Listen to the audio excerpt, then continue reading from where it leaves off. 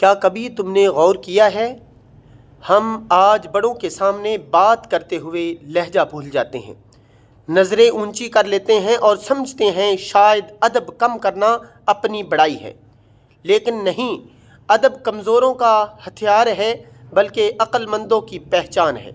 رسول اکرم صلی اللہ علیہ وسلم نے فرمایا، لیس منا من لم یوقر کبیرنا، وہ ہم میں سے نہیں جو ہمارے بڑوں کا احترام نہیں کرتا۔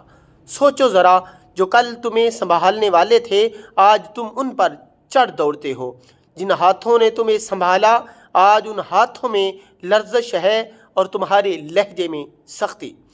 ادب صرف الفاظ کا نہیں، ادب نظر کا، چال کا، لہجے کا ہوتا ہے۔